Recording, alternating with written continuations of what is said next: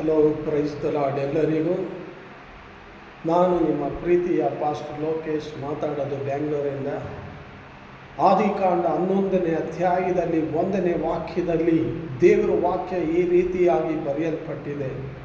ಲೋಕದಲ್ಲಿರೋರಿಗೆ ಎಲ್ಲರಿಗೂ ಒಂದೇ ಭಾಷೆ ಇತ್ತು, ಭಾಷೆ ಭೇದವು ಏನು ಇರಲಿಲ್ಲ ಅಂತ ಹೇಳಿ ಸತ್ಯವೇದದಲ್ಲಿ ನಾವು ನೋಡ್ತೀವಿ.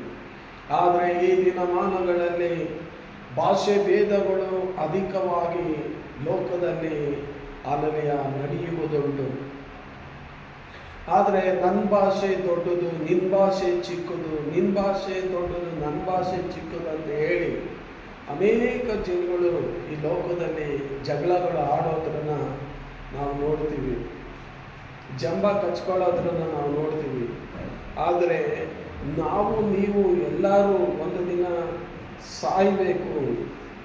ಆಗ ನಾವು ಪ್ರತಿಯೊಬ್ಬ ಮನುಷ್ಯ, ಭೂಲೋಕದಲ್ಲಿರೋ ಪ್ರತಿಯೊಬ್ಬ ಮನುಷ್ಯನು ಒಂದೇ ಭಾಷೆ ಮಾತಾಡಬೇಕಾಗ, ನಾನು ಈ ಭಾಷೆ ಮಾತಾಡಲ್ಲ, ಆ ಭಾಷೆ ಮಾತಾಡಲ್ಲ ಅಂತ ಹೇಳಿ ದೇವ್ರ ಮುಂದೆ ನಾವು ಹೇಳೋದಕ್ಕೆ ಆಗೋದೇ ಇಲ್ಲ.